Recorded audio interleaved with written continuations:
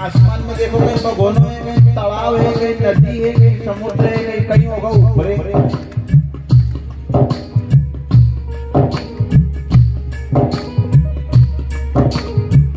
से तो भर दे जग जंगल ऊपर सागर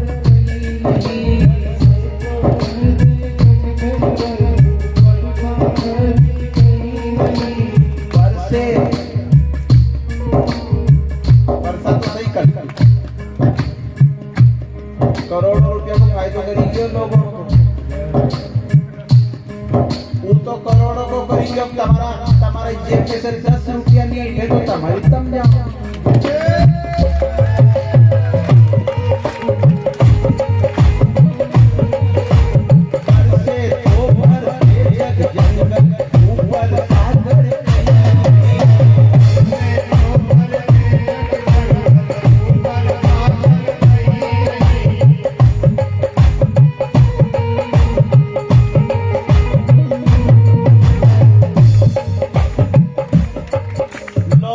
नजर बचाकर लोग पाप करे, गलत चीज खाए, गलत देखे, कोई गलत काम करे तो क्या करे, वो लोगों की नजर बचाए। कई लोगों ने गाय को पत्थर मार दिया और गाय मार गई, गांव वालों को सोच ही नहीं पड़ा, तो फिर क्या हुआ? रात दिन न्याय में फर्क नहीं, तेरी लगी कचेरी कहीं नहीं।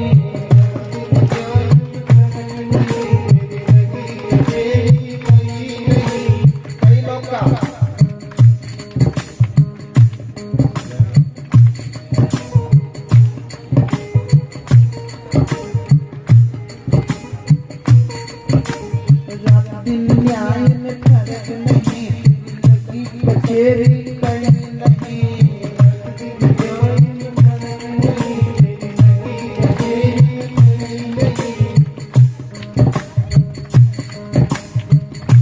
मंदिर वाले की नजर से नहीं बच पाओगे, लोगों की नजर में तो बच जाए। रात की 11 बजे लेने आए का कुआ पे 0 मांगवा जाए, खड़ो मसालो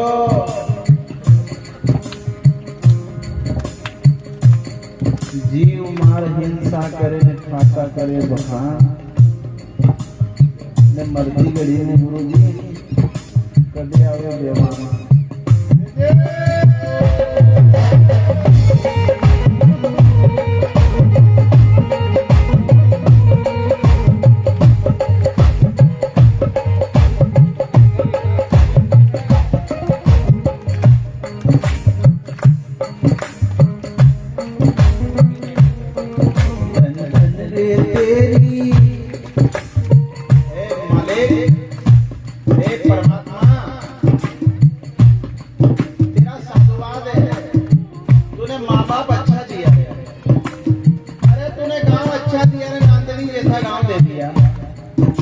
अरे तूने बहुत अच्छी जगह जमीन दे दी, कुएं में पानी दे दिया, तूने गाय भैंस दे दी, तूने बाल बच्चे अच्छे दिए रे, तूने तो सब अच्छा कर दिया।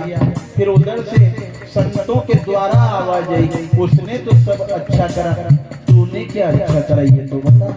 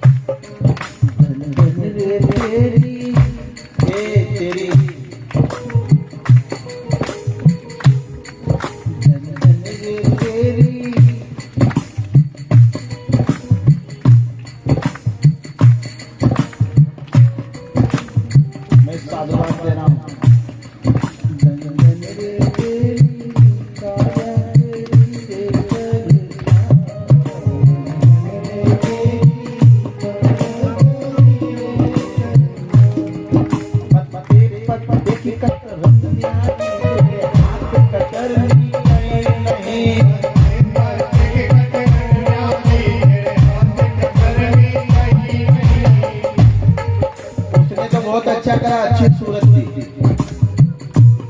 अगर थोड़ा सा भेद कर ले तो जैसो अपन रोटी में भेद करा, जैसो अपन पंक्ति में भेद करा, जैसो अपन परिवार में भेद करा, जैसो अपन गांव में भेद करा, है नी। अगर थोड़ा सा भेद कर ले तो ने नाक की जगह कान लगे दे तो अपन घर में से इटता क्यों दीदी बेनों जैसो अपन रोटी चौपड़ों में कभी कभी भेद करा ना, भेद नैनन का छोड़ा के अपना के रोटी जे दाने तो गेहूं चोटी चोटिया ओ बेन जैसो अपन अपना भी चाय पिए नहीं तो कई बेर करे पीवर दूध की ने और कोई के देने में तो थोड़ा पानी ओ बेन जैसो अपन भेद करी नहीं असो भेद अगर वो कर ले तो और बेन या तुम्हारा नाक ही नहीं अगर यहाँ कान हो तो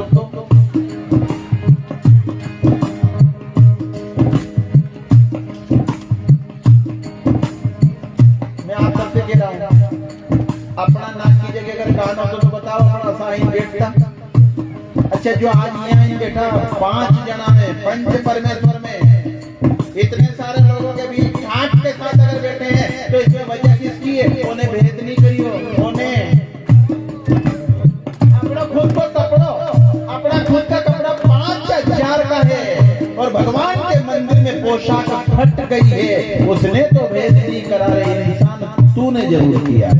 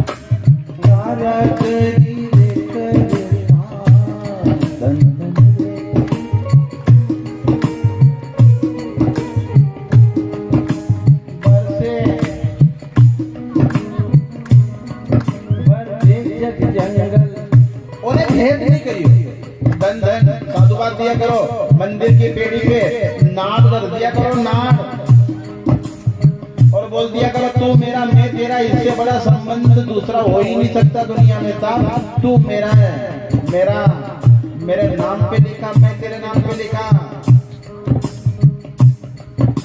धन धन रे तेरी कारागरी करता। कोशिश करना अपने जीवन में भेद मत करो, अगर भेद करोगा नहीं और कहीं होने अगर भेद कर लियो तो मुंडो बताओ कभी नहीं रहता, कहीं आता अपन बताओ यहाँ आता कहीं ऊंच नहीं आता अच्छा कहीं ऊंचे तकत के बैठते हो तुम सब देखी रे महारानी उन्हें भेद करियो कहीं, जब उसने भेद नहीं करा रहे तो फिर तू ए मनुष्य तू भेद क्यों करे? वो बहुत भोला है।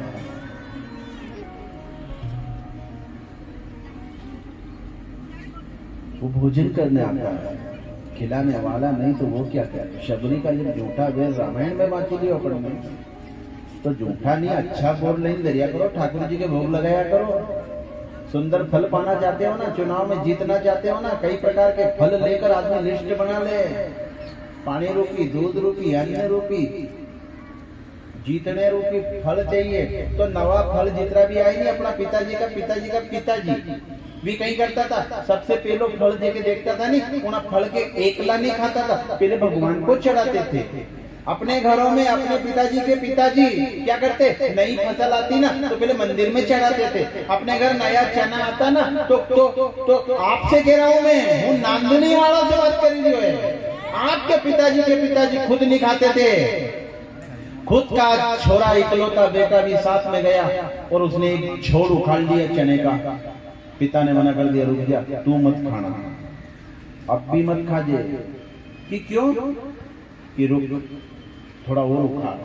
उखाड़ कर ले गए, ठाकुर के मंदिर में चढ़ाए और पुजारी के बच्चों को चना खिलाया और फिर कहा ऐसा करने से जमीन बढ़े है, ऐसा करने से फसल बढ़े है, ऐसा करने से हम कभी दुखी नहीं होते। ठाकुर जी को अर्पण करके जो मंदिर के पुजारी के बच्चों को पेले खिला देता है वो कभी गरीब नहीं रहता।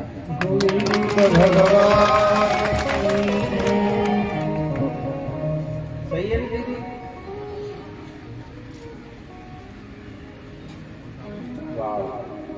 गुणान लोग आया तब एकला लांदनी का तो नहीं है। गांव से मेरा गुरु जी मैंने आज सोची थी मैंने कि ठंड है आज कम आएगा, पर जब काल कीचड़ में कम नहीं आया तो आज ठंड कहीं करेगा। धन्य है आप।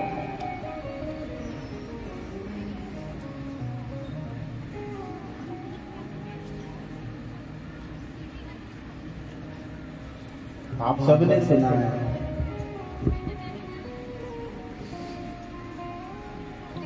बेटी का मायरा भोपाल से करवाया था नरसिंह मेहता।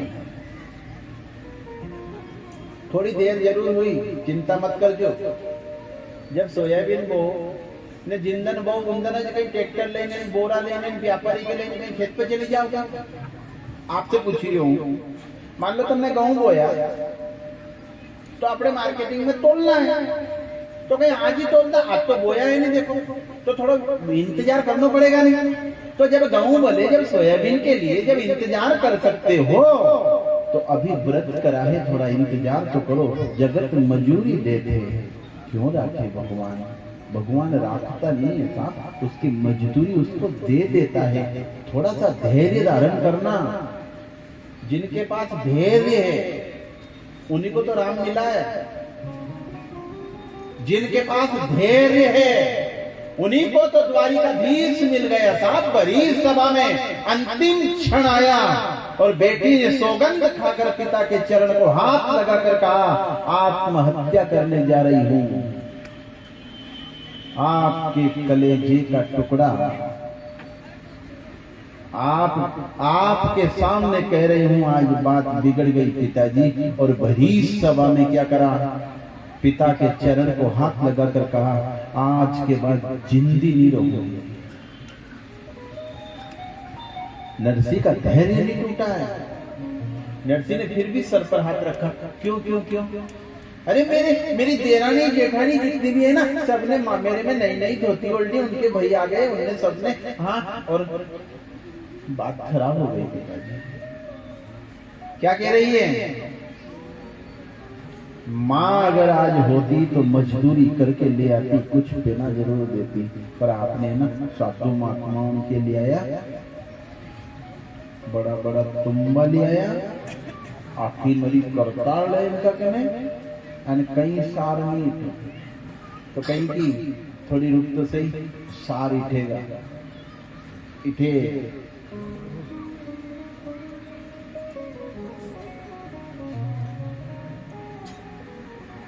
बेटी तुझे एक खास बात बोलूं कि हाँ, मेरा एक राग है जिसका नाम है केदार राग। वो केदार राग गिरवी पड़ा है और जब तक मेरे हाथ में केदार राग ना आए तब तक मैं उसको बुलाने में असमर्थ सा महसूस कर रहा हूं।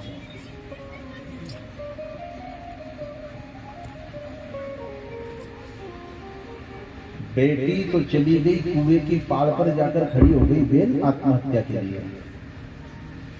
अब नरसिंह मेहता कहने बेन वो राग जो थो ने वो गिरवी पड़ी हो तो एक ककड़, मतलब जीवानदार तो लिखिन दई थी तो आज के बाद केदार राग है वे साहूकार तेरे यहाँ गिरवी रखता हूं और जब तक तेरे से छुड़ा ना लूं तब तक मैं केदार राग नहीं छोड़ूंगा। ये जीवान है।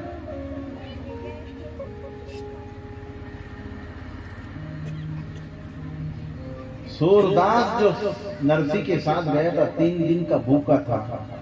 मिठाई तो बहुत बड़ी थी पर बड़े बड़े लोगों को मिली थी, उन फकीरों को मिठाई कौन खिलाया?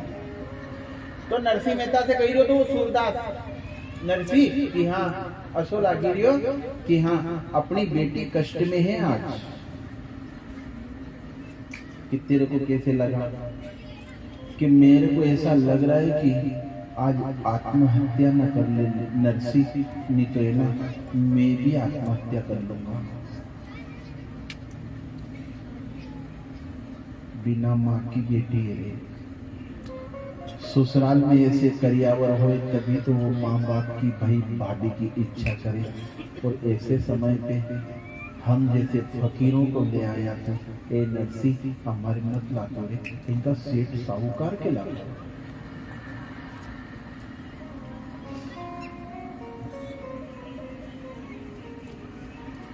ऐसे करियावर जब होते हैं ना ससुराल में, तो पूछना भले बेन से जो सबसे ज्यादा किसकी याद आती, तो कह देती माँ की। वो 2 दिन पहले से आकर अगर बैठ जाए ना तो बहुत अच्छा लगता है। सारे कपड़े जमा देती है, भले मजदूरी करती है था, पर मजदूरी करके भी वो बेटी की बात बना देती है। तो कुएं की पाड़ पर खड़ी नरसी की कलेजे का टुकड़ा, वो क्या कह रही है कि माँ नहीं है नहीं। और पिता आए ना तो ऐसे आए, कहीं भी नहीं, खाली तुम्बावड़े में साधु संत है। हाँ, अब यहाँ एक महात्मा का बड़ा वर्णन है, अलग अलग नरसी की कथा अलग अलग कही है, मेरे को तो याद भी नहीं है ज्यादा, 2-4 पॉइंट याद है भी हर कथा में, तो मुझे रोना बहुत आता है। मैं पहली बार जब ब्याजगादी पर बैठा था उसी समय मुझे पता नहीं क्यों बहुत रोना आया था, और मैंने ऐसा महसूस करा था जैसे इंसान ही नहीं इस कथा में वो भी आता है जो दिखता नहीं है।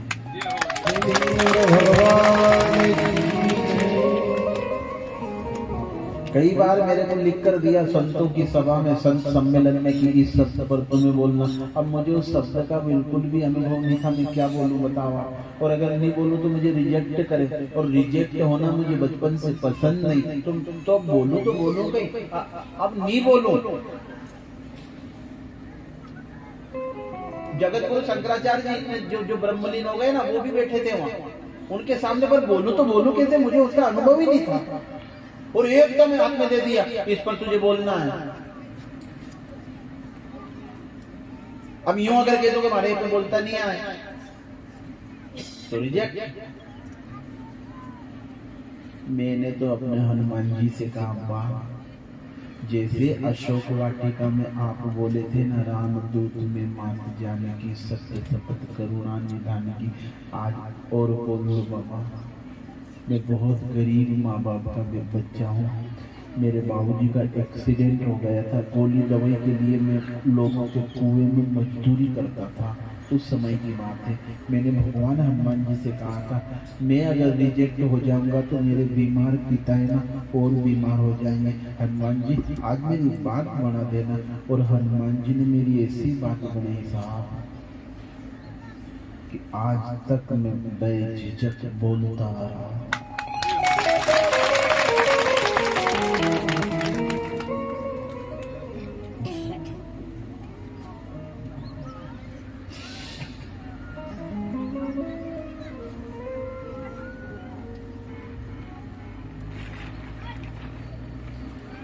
मान जाते हैं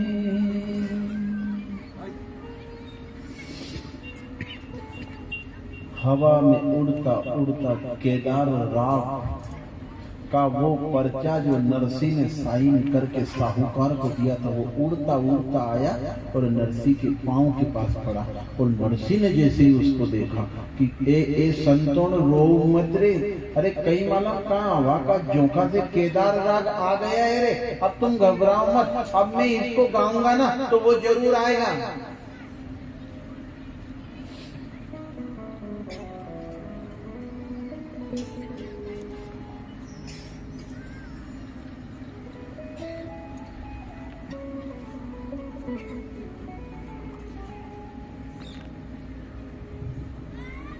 नरसी मेहता की बेटी को भरी सभा में मान बढ़ा दिया।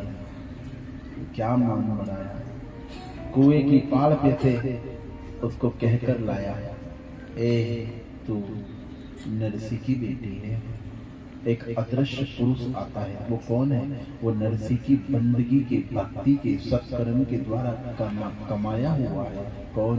परमात्मा। जाता है, नरसी की बेटी जब खड़ी थी ना कुएं के पार पर, तो उससे जाकर कहा है तो नरसी की बेटी है कि हाँ, तो तू यहाँ क्यों आई है? तेरे घर तो आज मायरा है ना, क्यों तो हुई हो? अच्छा, अभी कोई कोई तो बच्चे होगा कि कोई भी नहीं, बस मैं हूँ, अब मेरे को तो कोई तो नहीं लाया, कि फिर मैं आत्महत्या करने आई हूँ। तब सर पर हाथ रखकर कहा, तेरे पिता ने बचपन में तेरे हाथों से जिसको राखी बंधवाई थी, उसका मुंह याद है तुझे आज भी? मैंने कही हाँ, पीतल की एक मूर्ति थी, उसको मैं राखी बांधती थी, कि उस पीतल की मूर्ति की सूरत तुझे याद है? कि हाँ। अच्छा, उसकी सूरत देख और मेरी सूरत देख तो। और जो देखा वही पीतल की मूर्ति इंसान बनकर बेटी को बचाने आ गई। साहब, आपका मुंह और उस पीतल की मूर्ति का मुंह तो एक जैसा लगता है। तो क्या कहा? मैं ही तो हूं, मैं ही हूं।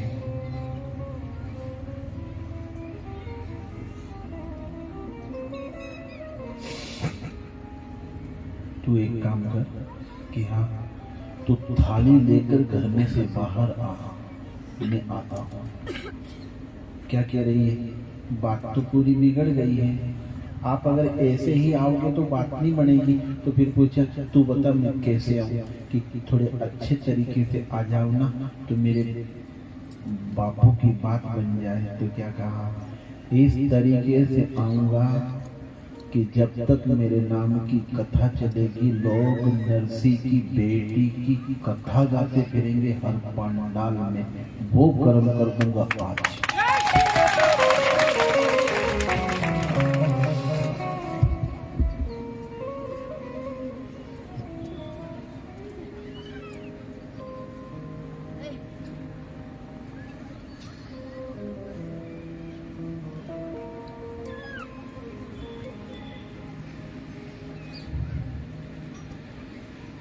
गाड़ी घोड़ा थोड़ी आया, फिर कैसे आया?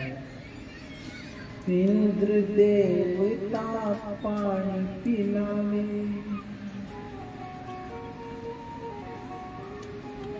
पवन देवता झाड़ू लगावे, ब्रह्मा जी तो झोला उठावे, मन गोविंद के बुलाए